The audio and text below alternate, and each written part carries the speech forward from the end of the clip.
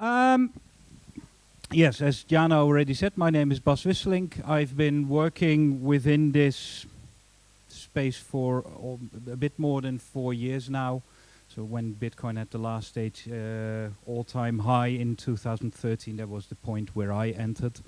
Been a long journey. Did a lot, worked in a lot of different blockchain projects and blockchains, mainly the NXT blockchain, which may be familiar to some people. Since this year, since middle of last year, I've started an education company, mainly aimed at non-technical people. So if this gets too technical, give me a holler and I can tone it down. The main when I was approached for the topic tonight, first thing was fairly technical again.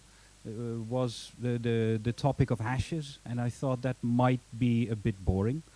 It isn't, but it might become boring because it's very narrow.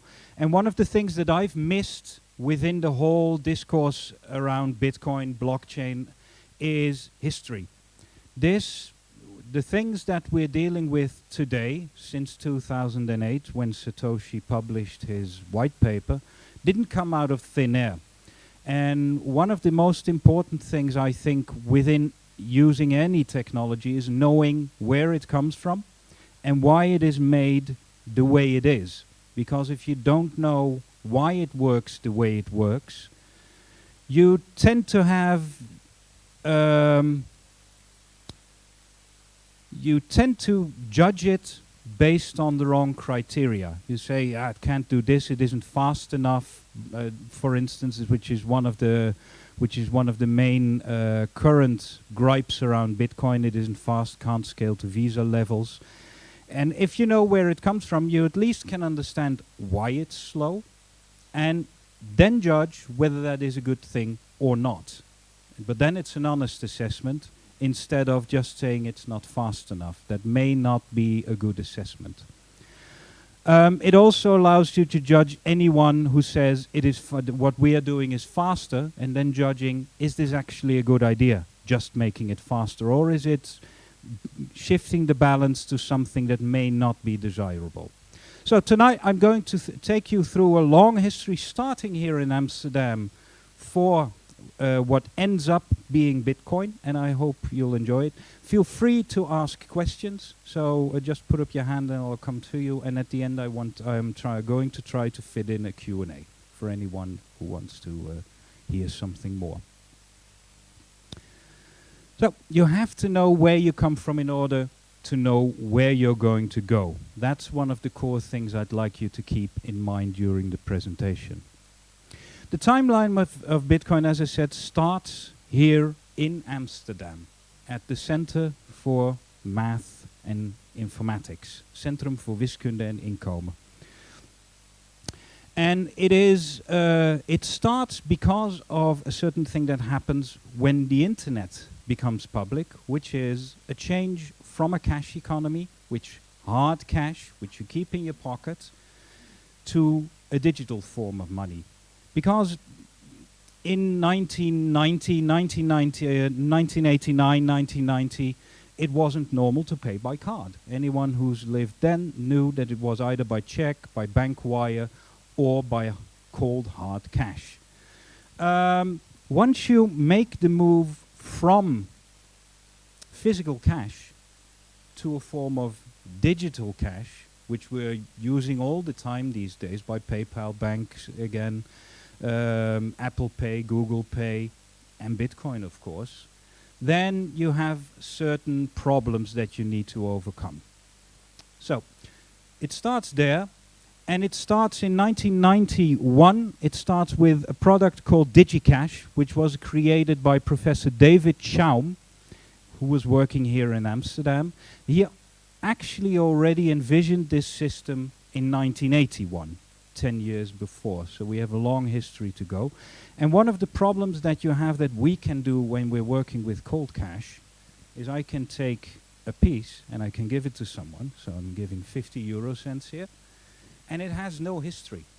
It doesn't have, except for my fingerprints if you're really smart, but if I brush this out, it does not have history attached to it. Nobody can check if this is criminal or not. If I do it with a bill, I could have a problem because bills can be marked. But for coins, it's not something, yeah, exactly. This is also a problem that you get. It can disappear without a trace. Thank you for giving me that next problem. It can also disappear without a trace. I have no idea where it comes from, where it goes, and nobody would know that you just stolen it from me except all these people here. Which is, by the way, one of the puzzle pieces, of course, for blockchain. So this was a company, and what David Chaum created was the first building block of Bitcoin. And the first building block of Bitcoin was a way to do this in a way to send digital cash in a way that was similar to cash, which is physical. So DigiCash was the first. In 1992, we see the start of something of a group called the Cypherpunks. This is the way they self-identified. This is different, by the way, from another group which is called the Cyberpunks. So we're not talking about cyberpunks, we're talking about cypherpunks. And the word cipher here applies to cryptography. So encryption, ciphering. Ciphertext is encrypted text. And they published a work called the Cypherpunks Manifesto. I'm going to go in each of these parts in more detail later. In 1997, approximately 11 years before Bitcoin, Adam Back, which is a familiar name within the Bitcoin community because Adam Back is the CEO of a company called Blockstream, which has been both negatively and positively within the news. They're the ones that launched the Bitcoin satellite a few months, but they're also the company which has been accused of holding back Bitcoin development. So I'm trying to give both sides here. Adam Back is someone who created a system called Hashcash, and Hashcash became the basis for Bitcoin mining. 1997. Another part of this group, Cypherpunks, was a Chinese man called Wai Dai, who, as far as I know, at this moment works for Microsoft. He's very reclusive. It's very hard to find a picture of him, which goes with this group who is very privacy-based. He created a system called B-Money, and B-Money is a direct predecessor to Bitcoin. We'll go into this too. 1998. So in 2005, another name we might recognize, which is Nick Szabo. Nick Szabo is the inventor of the smart contract and is also the person who is responsible from 1998 to 2005 creating not practical but in a theoretical way a system called BitGold. I'm writing it together, but it needs to have a space between, by the way. So if you search for BitGold this way, you'll find a completely different product on Google. So Nick Szabo created BitGold, which had nearly all the characteristics of Bitcoin as we know it today. Except one thing, it couldn't figure out how to create a timeline for all of these things, which was created by Satoshi Nakamoto in 2008, the blockchain, which means currency in time. These are the problems that Bitcoin, B-Money, BitGold, DigiCash try to solve. And these are problems we still have, and we probably as an internet generation are at this point in time fairly familiar with all of these problems. At the beginning of the internet, not a lot of people took this really seriously, and it's mainly these four.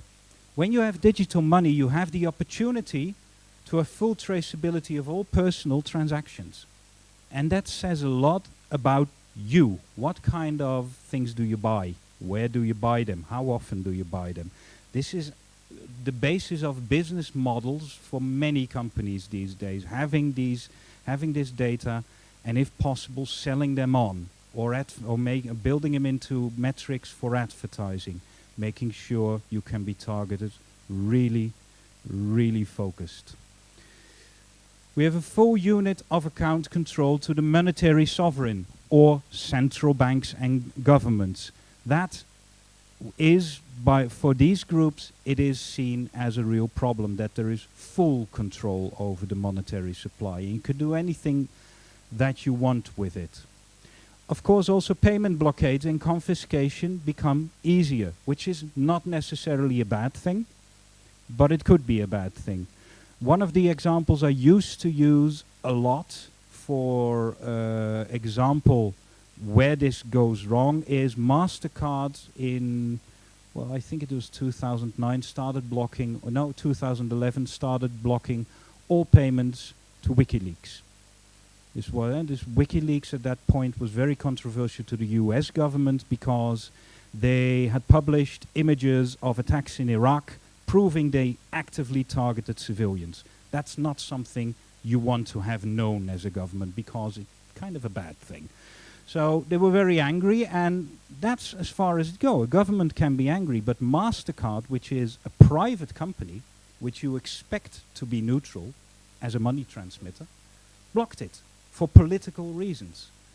That is a part that is, well, at least you wouldn't want to have it. There was no avenue for WikiLeaks at that point to get money again. The nice thing is they switched to donations in Bitcoin then, at a time where Bitcoin was really cheap, so they're terribly rich at the moment. So last year, Julian Assange actually posted a thank you to MasterCard, saying, "Thank you, we had to switch, and now we're richer than we ever thought we would be." That was kind of snarky.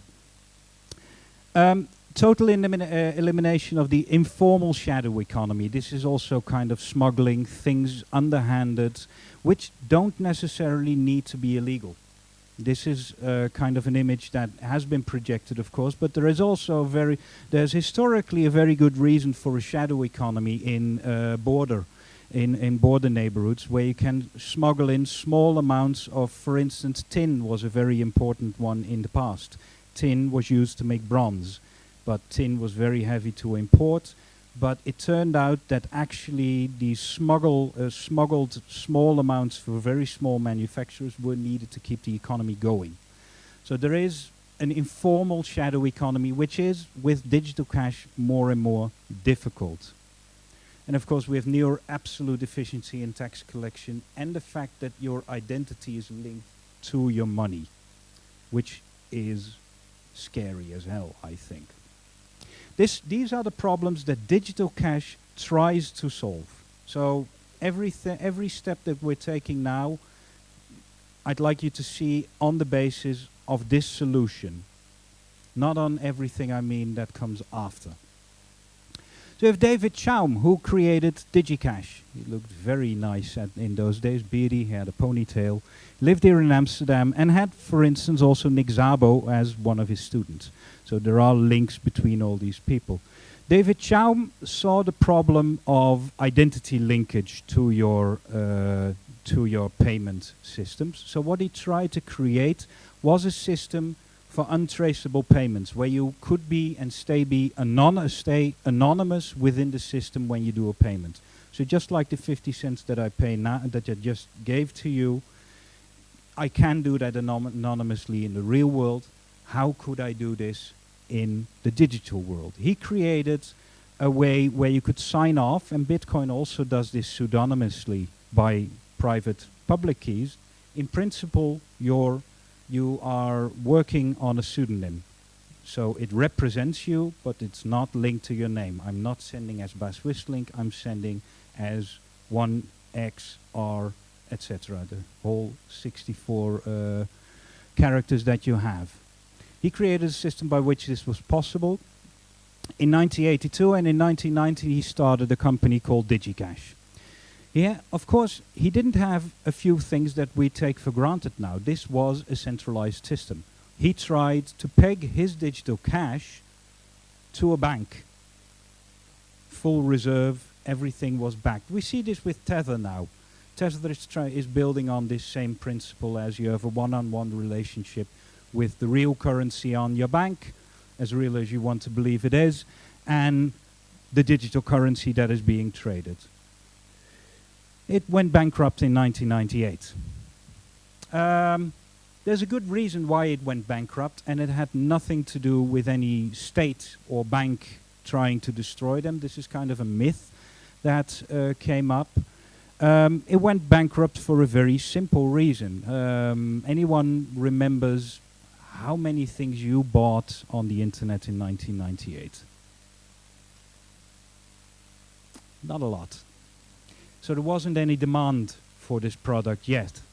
He had a company that could do this, but nobody wanted to use it. So no user base, no business, and a business then has to fold at a certain point. The rest has been bought out in 2002, and I think it's completely defunct at the moment. This is what it focuses on, making transactions anonymous. This is actually something we don't see in Bitcoin anymore.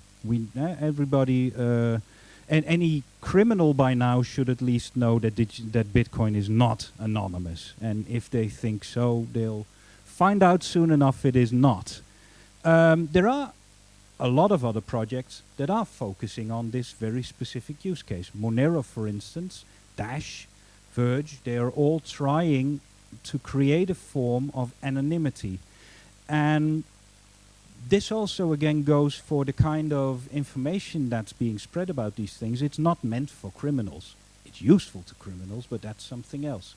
What Monero, for instance, explicitly tries to do is to mimic this cash economy.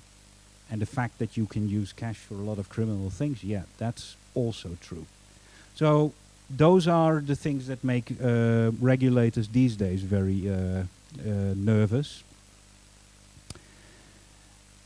And as you can see, the consideration was that that having digital payments would lead to the undesirable ability to have insight into our spending.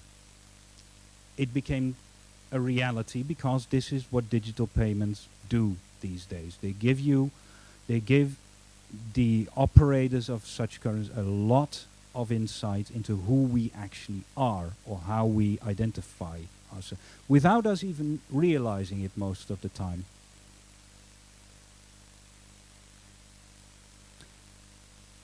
In 1993, a lot based on the writings and the material produced by David Chaum, a large, semi-large group of people, 200, 300 at the top, by the way, so as communities goes not that large.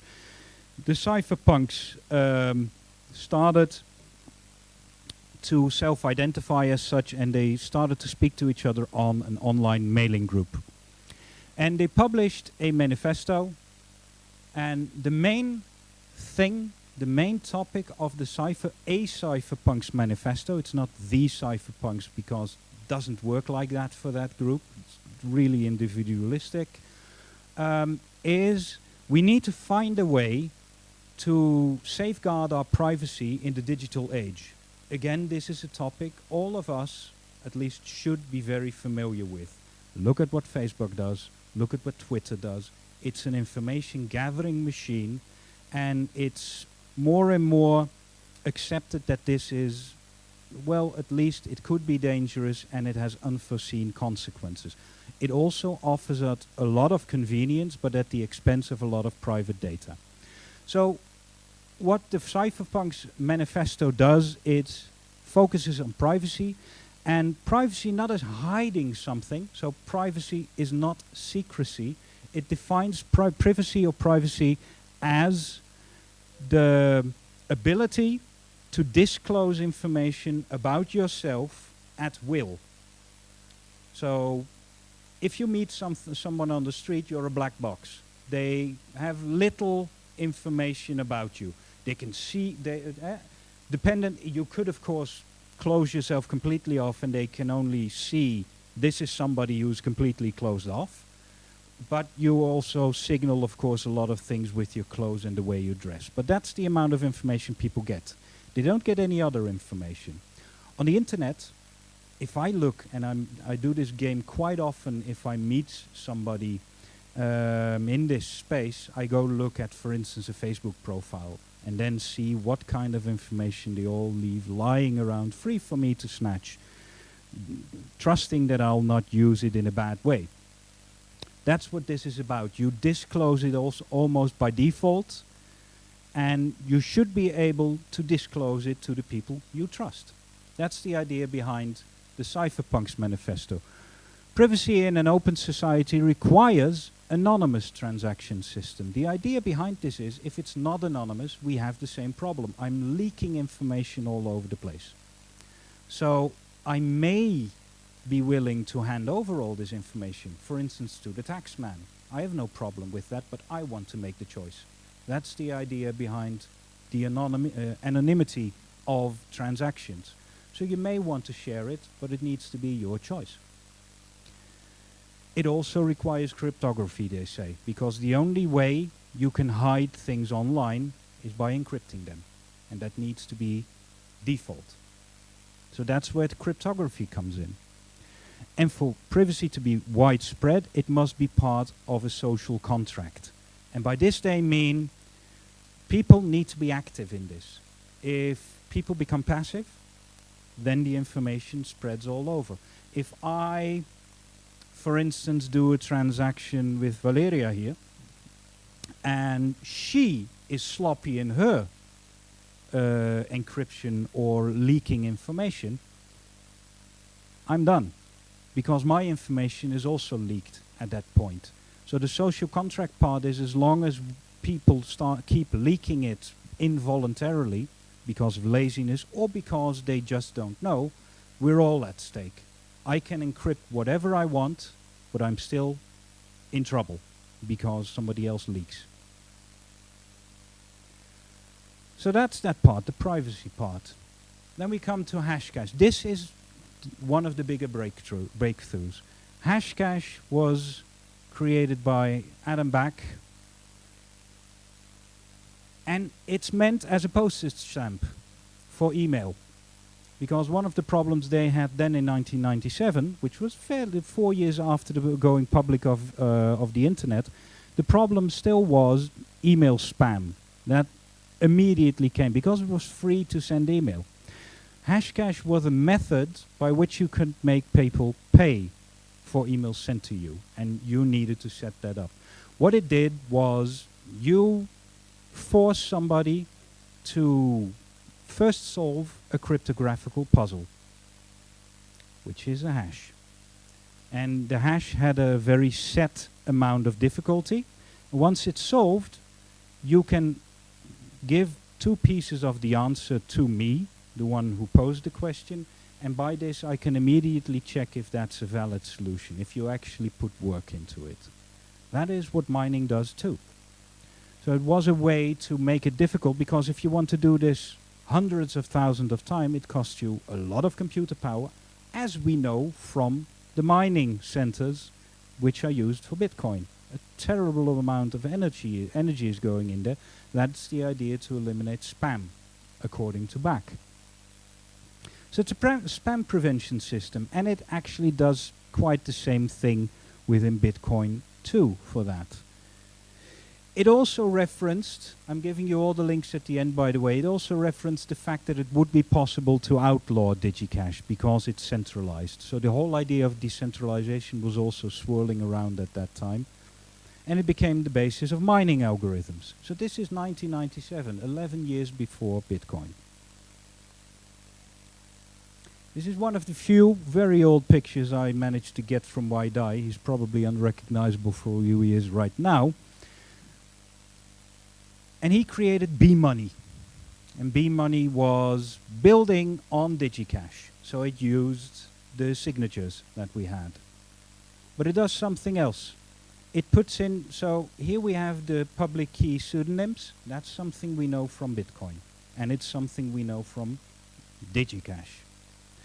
But it also said you could use Hashcash, that cryptographical problem, you could use it as a kind of a proof that you've put in work, so you're allowed, to create a certain amount of money. Because one of the problems that you have with digital goods, of course, is, well, simple enough. If I send a video, I legally or illegally download a video and I want to share it with somebody. Who has the video? if I send it to somebody? Who has the video? Both, exactly. That's the reason why we want to avoid double spending. Because then 1 Bitcoin becomes 2, 2 becomes 4, 8, 16, 32, and you have an unlimited money supply and the system collapses because that inflates like hell, exponentially. So you need to have a way to reduce that. And Waidai proposed creating money using a hash. We still do this within Bitcoin. Because once a miner has created a hash, a valid hash for a block, he is allowed to create a certain amount of Bitcoin. This moment 12.5 Bitcoin, used to be 25 and it used to be 50. This is a way to control the money supply. And he introduced 2 ways of controlling this ledger. All participants check, using this proof of work, which he also used at that moment. All participants check, or you have a certain amount of servers that put in money for the right to go into a lottery to check these transactions. And that is something that we now call proof of stake. And this was 1998. It's also not a new idea.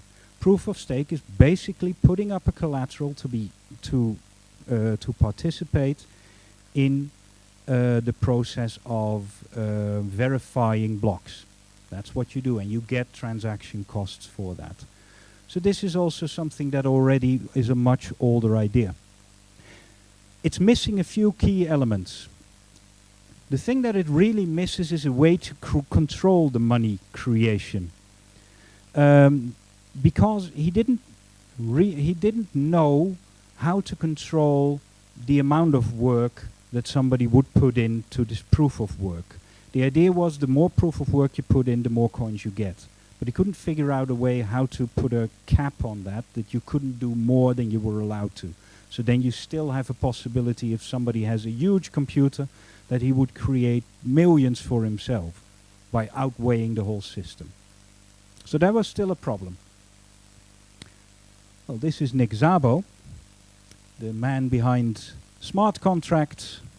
He's also a lawyer and a computer scientist, so it's an interesting combination. And he created 1998, so this is just a few months after Waidai had the B money. All these things at the end of the 90s came together. And it introduced timestamping, the fact that I first have, in order to track a coin, I need to know I have it now, you have it 10 minutes later or half a year later. So you need to know in time where actions happen, where transactions happen. So he introduced timestamping, and he also had the creation of money using Hashcash. They were really happy with Hashcash. It was based on nodes, just like Bitcoin. This was a distributed system. The problem that he had was that he said there need to be more honest nodes than dishonest nodes. 51% attack that we also know from Bitcoin. Problem was, he didn't do that by hash power. At that point he said just the absolute number. So if I have 100 nodes, 51 need to be honest, 49 can be dishonest. Problem is, how do you check until it goes wrong? And there wasn't a real solution for that yet. And this was again a big problem. If somebody uses a lot of hash power for a few coins, that would actually make them more valuable because more work is going in. And that means that one coin from one manufacturer would not be equal to one coin from somebody else. So you couldn't exchange them, and it's called fungibility. So in our case, €1 would be different from me, would be different from €1 from you. That's a ridiculous system that you can't work with. You can't use it as a unit of account. So he didn't know how to solve that yet. And this system was talked about last in 2005. So that was his last post on his website about BitGold. Then we come to Satoshi Nakamoto. Of course, I have no picture because we don't know who he is. He was an unknown in that group. Nobody knew it. He also, in that group itself, he also came out of nowhere. He, she, or group. There are some people that think it's a group. There are some people that think it's one person, but we really, really still don't know. Which is actually quite a feat. 10 years ago, to stay anonymous for 10 years is, and still having moved around on the internet, is quite a feat. So he really needs to know how to cover his tracks. So in 2008,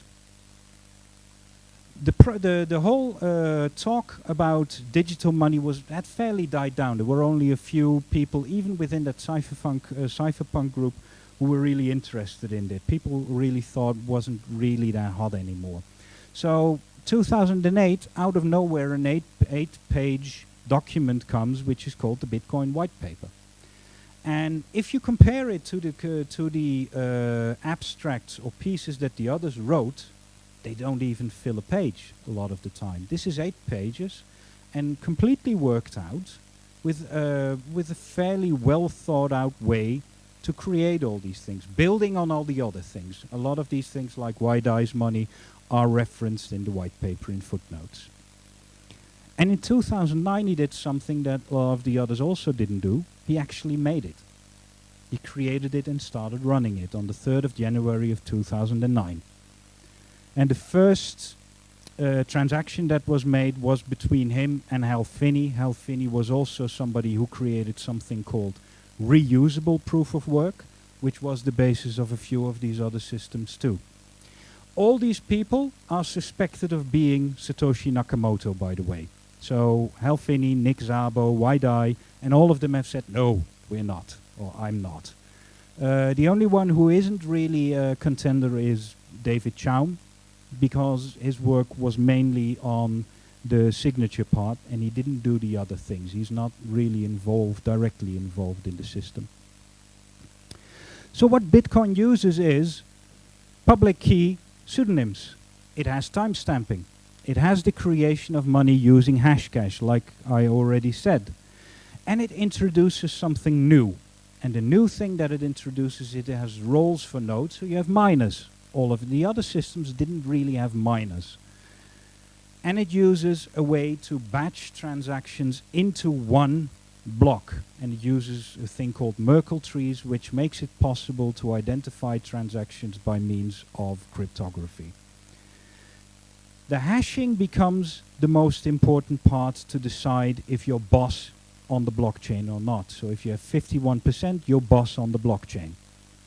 At the start, of course, anybody could, Satoshi himself, it was a completely centralized system, and it took quite a long time before it took off. But that was the big change. Using hashing power as the deciding factor to create the ledger and saying, okay, this is the true ledger, independent on who's behind it.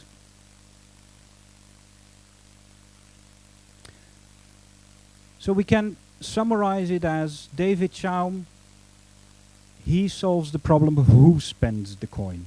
Doesn't matter who, but which account spends the coin and how to do it.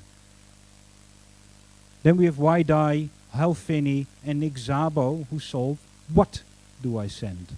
What kind of coin, and how can I be sure that this coin is the coin that is real? So you don't have counterfeits on the system, which is digitally also relatively easy. And Satoshi Nakamoto adds, when do I send a coin? So I need to know it's here and then there. And that's called the blockchain. It also solves the way the coin supply cannot be inflated, as well as proof of work being, because a coin can be defined as coinified proof of work. It's proof of work that you're spending, computer power that somebody else put in to create those coins. And it cannot be inflated. One of the things that Satoshi also added was the system itself has a difficulty that adjusts. That was a completely new thing. So if we have 8 every 260 blocks of the Bitcoin blockchain, you may know this, but maybe not, the difficulty in finding an answer to this cryptographical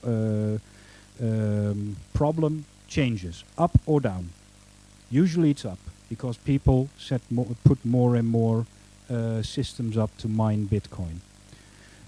What it does, it looks over those 2016 blocks to see what time elapsed. It needs to be 2 weeks. If it's 2 weeks, that means each block was 10 minutes long. If it's longer, system is too slow. Difficulty goes down. If it's less, so quicker, system is too fast. We need to put the difficulty up, and it does it automatically, and it becomes harder to find an answer. That's how the system works, but all these systems didn't have that. They didn't have that dynamic between, that algorithmic dynamic between the miners and the system itself. And that also means that you know that the supply of Bitcoin, or the coin itself, whatever you call it, because all proof of works do this, that you can see every 10 minutes we gain 12.5 Bitcoins in the system. So you have a very predictable curve in your money supply. The others you could have each day, you could have 10%, 0.2%, 100% up. That is not a workable system for sending value. So this is the abstract. Who read the Bitcoin white paper? Okay, good. I'll turn the question. Who didn't? Okay, it's a minority in this group, but that's good. I advise you to read it. It's not all that hard. It's actually written fairly well and not all that technical. If you read some other white papers, these days they're either too marketing or they are too tech heavy. But this has a fairly nice in-betweeny feel. The abstract here, this is the problem that it tries to solve, and what it is: a purely peer-to-peer version of electronic cash to allow online payments to be sent directly from one party, that's Chaum again, to another without going through a financial institution. That's what it tries to do. This is the link, by the way. Why am I telling this? Again, at the start I already said that if you don't know where you come from and you don't know why it works the way it works, it is very hard to judge the system on the merits that it has, and to see how hard it actually is to do this. This took from 1981 to 2008 to come here by a very small group of people who at the top were 200-300 members large. That's the amount of people working on this problem who actually saw it as a problem. And even they, most of them, thought it was shit. Most of them weren't interested. Hal Finney was interested, Nick Zabel was interested, Waidai was interested, but because this was what they were working on. A lot of people, even from that group, thought it was a silly idea. In order to know how it's built, that allows you a way to build on it. If you take the example of a car and you just see a car as a kind of a continuation of a horse and carriage, you don't understand the car. It looks like a horse and carriage, but it works completely different. And if you say this horse and carriage, or this car is actually, well, it's not as warm and nice and generous as the horse from the horse and carriage, you don't understand what a car is, because a car doesn't live and a horse does. So I can't form a bond with my car the same way. That's a wrong criticism, and this is also something I think we should be aware of when we look at blockchain projects. So it did not start in 2008, 2009. A lot of things that, if you look at blockchain, at the blockchain industry, is a lot of people say, yeah, but first mover advantage of Bitcoin, and this is the reason why it's going to be replaced. It's not the first mover. All the failures already happened, because all the other ones failed spectacularly or weren't even built. So it's not a new system, it's a milestone in a much longer period. Doesn't mean that it will succeed, by the way, but it does mean that I think that kind of criticism doesn't do justice to what's actually going on. It's the end point of one cycle. I think this is an important one. Bitcoin is a technological answer to a social and political problem, as they see it. You can disagree with the problem. You can say, I don't care about the leakage. I think that's just going too far. I don't think our governments will make use of this. So, sorry, I don't care. The social problem, the same. I think we should have complete transparency of all our information because I have nothing to hide, which is something that you frequently hear in privacy discussions. You can do that, but then you will have a hard time knowing why Bitcoin works as Bitcoin does. It's a technological problem to solve a very complex social problem. How do you protect your transactions and make sure that you can't be blocked from them? And it's of course a political statement.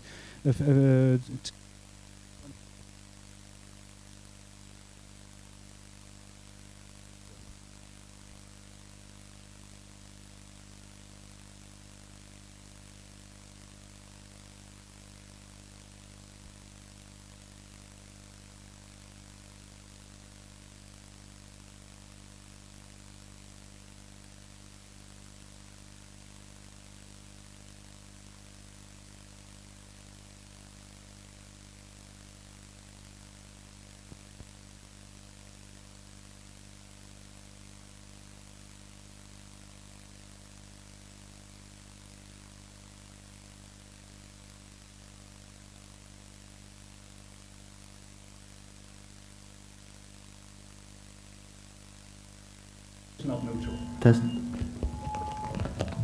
Yeah. Feedback. It's in itself, blockchain technology is not neutral. It is a political statement in itself, not in the way that people think, like throwing banks. Yeah, if you maybe that's a good idea. Okay. Yeah. So like overthrowing governments and banks, but. Yeah, I think, yeah. But in the way that creating a ledger that can't be tampered with, creating a kind of database, if you will, it's not directly in that way, but a way to hold people accountable for the things they write down at a certain point and committing to that data, that is something that is politically loaded. Because there is a very good, you can argue politically that that's a bad thing, that you want things to be forgotten. So it's a political statement in itself too. And of course blockchains will evolve. But I don't think we should evolve them, well, advocate for the evolution by saying it's something it's not. So if people say Bitcoin is meant to replace banks, that's nowhere in any white paper. It could, but it's not the reason for being. So that's an appeal to something that just isn't true. If they would say Bitcoin needs to be completely transparent, it's also not, you can want that, that's fine.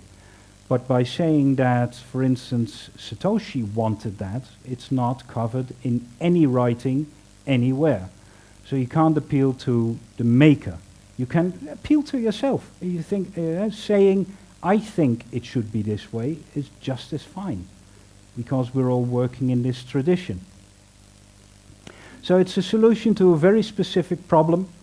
It may have political ramifications, but in the end, it is an engineering solution. This is what happens a lot, retconning. There's a tendency, because it's a very general software, it is something that can do a lot of things, but doesn't really have a direction that it meant for. It's very easy to project your ideology onto the blockchain. The blockchain needs to do this. This is why it's there.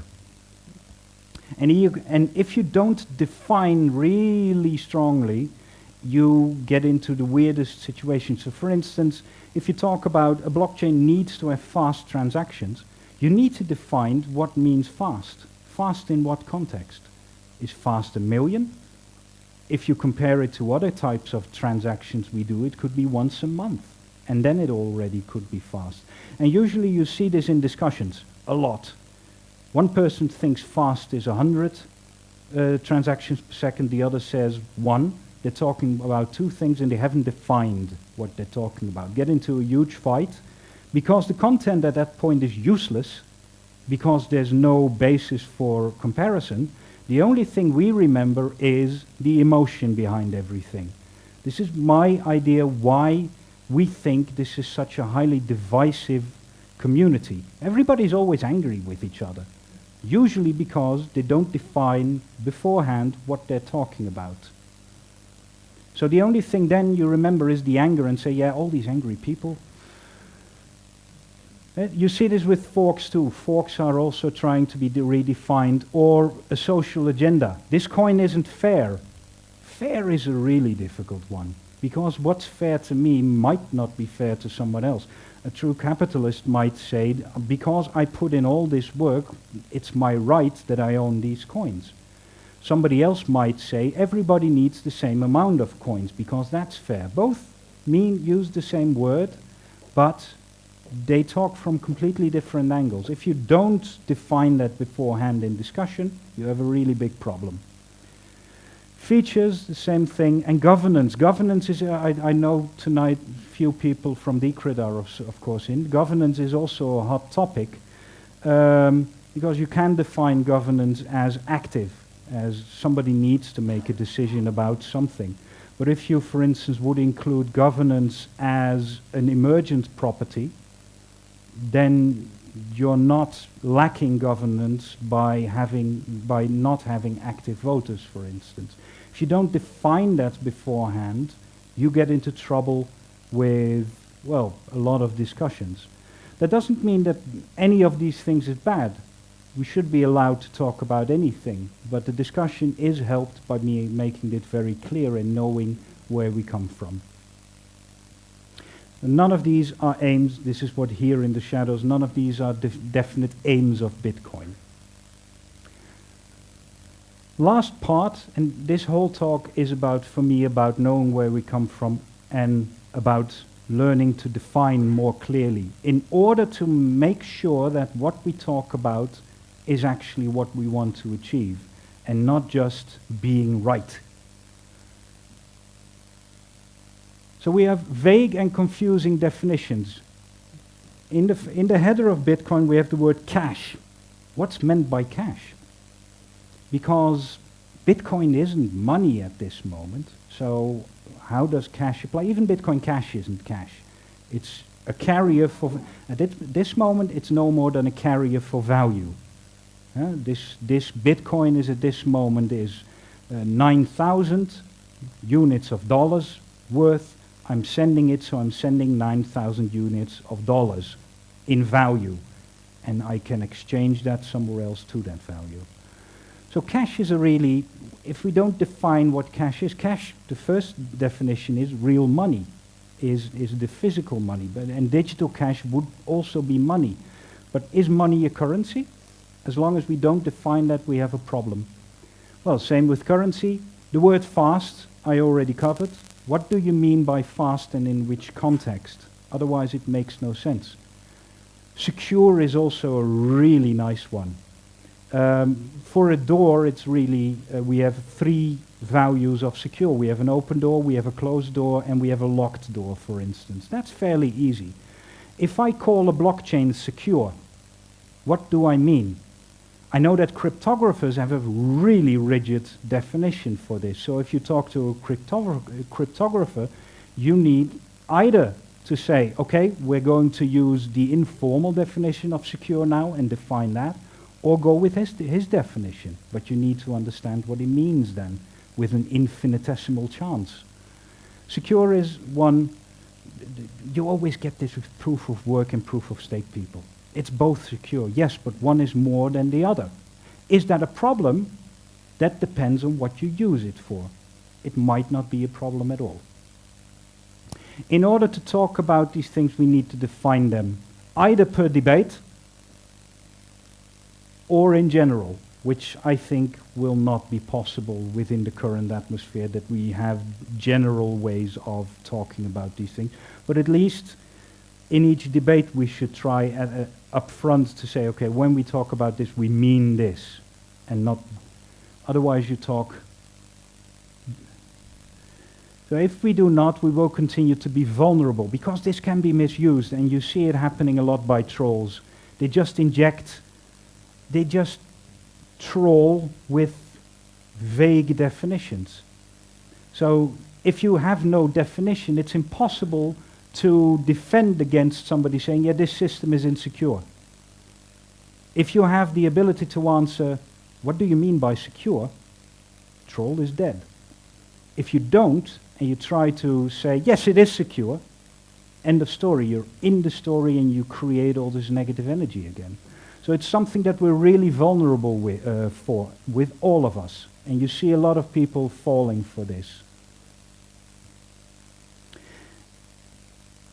Of course, what I'm not advocating, and I don't think anybody in this space will do, is you can always disagree. I might completely disagree with what Bitcoin is doing, or Ethereum, or whatever. That's possible. If you have an honest disagreement, fine.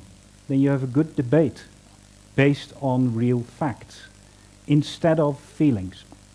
Again, security is a very much emotionally loaded term. If you use it as such, your discussion becomes emotionally loaded. So disagreement is very good. In order to test a disagreement on being correct or incorrect, you need to have parameters that everybody is agreed on. Otherwise, it's just yes, no. And that's not a good thing to have. And without that clarity, I am very afraid we'll blow each other up in the end, and nobody's helped. So we get a huge fractured ecosystem where Bitcoin and Bitcoin Cash is a very good example of this. Both work on almost identical code base. They have the same aims, but want to approach them in a different way. But there is this feeling there can be only one. And yes, there may be only one. Let's fight it out with code and see whichever works best. That's the way engineers do it. You have two cars, both say they can drive 400 miles an hour without flying up into the air because of air currents. Drive. See what happens. And if both do it, that's also fine. They have two cars that can do that. You can copy this list. And I'll have a cup of coffee. No. This is the list of all the articles that you get this via SlideShare if you want it, so you can download it with the links. Yeah, exactly. I'll share it with BlockchainTalks. And that's it for me.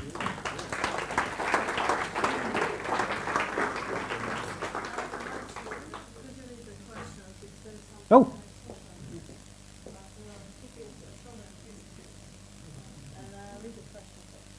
Your personal opinion, do you think cryptocurrency shall be regulated and hence pseudonymous or at least or impossible to regulate? Thanks. Regulation is already far underway, and a lot of regulation is already there because there isn't a need for new law. Like I said when I was discussing Monero, that's really freaking them out because it's made not to be traceable cryptographically. It's the same discussion as the FBI has with all the tech giants. Could you make us a really secure system, but building a backdoor? No, you can't. Then it breaks. End of story. So yes, regulation for the ones where possible. Was there any mistake that Satoshi made and had to correct it in the early years? Yes, many. In the first year, Satoshi had a lot of code errors, as far as I know, but there are some. One of the biggest that is described in the white paper is the longest chain wins. The longest chain is the true chain, and we don't use that anymore. At this moment, it is the longest chain with the most proof of work. That is the real ledger that the system follows. And this year we learned the longest chain with the most work that the community actually wants to use, because that's the main reason why Bitcoin fractured. There was no social consensus. That's not technological, but it is part of the user. So yeah, there were mistakes, but this is work in progress. Do we know which IP address the white paper was published, or is there any slight suspicion which country it was? As far as I know, no, but I'm not sure about this, so we'll need to find that.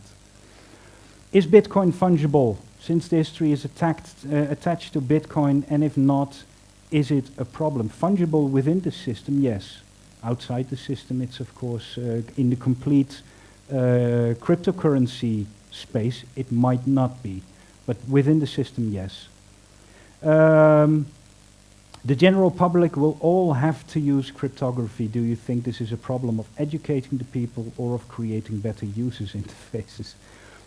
I would disagree that the general public has to use cryptocurrencies. They don't have to. They're free to yes or no. And there are some scary parts of this.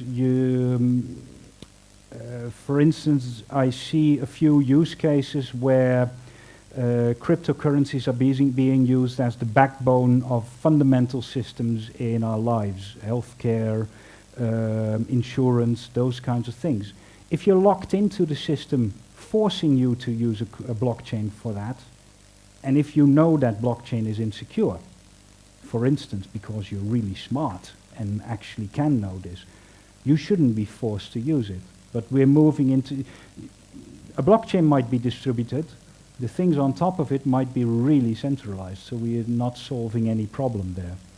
But education, yes, definitely. I think people really need to learn more.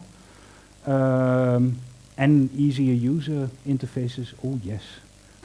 It's bloody useless at the moment, most of the time. Due to heavy proof of work, wouldn't there be any app of cryptocurrencies in energy field? Every point producing the energy in kilowatt hours could be a node in the proof of stake system, or not? Difficult question. The proof of work uses a lot of energy, but the models that everybody tries to create around this is as if the people mining are stupid. As if nothing new is happening. You see that happen often. How would this work in the future? I don't know, but I do see quite a few things. Renewable energies are used a lot. Iceland is still really big on geothermal energy. The US is building solar energy farms. There are some factories that burn waste that are reusing that energy. And the whole idea behind proof of work is also still being optimized, so nothing is standing still. It might not be working like that at all. Which project resembles the ideas representing by Satoshi's white paper the most? This is a Bitcoin Cash question. I am sure I is a bastard. I don't think that for me, it's not a viable question because a lot of things from the white paper are not present in either system. The white paper is a first step, is a kind of an issuance of principles, and I don't think we should use it as a Bible. I've done quite a bit of studies into the Reformation in the 1500s, Martin Luther, and this looks like it. It's exactly the same kind of anger. Oh, this can't be done, and you're going to hell, and blah, blah. This is the same kind of energy I feel in Bitcoin and Bitcoin Cash. So I think it will be a non-issue in a few years. Who do you think is Satoshi, and why do you think it is Nick Szabo? This is a leading question. I don't know who is Satoshi. I don't really care who is Satoshi, and I definitely, even if it is Nick Szabo, I would say if he says he isn't, he isn't. I don't think it's important. The system speaks for itself. It is resilient. It has a uptime of 99.99999% for 10 years, which is awesome. I think that's good enough reason for now. That's those.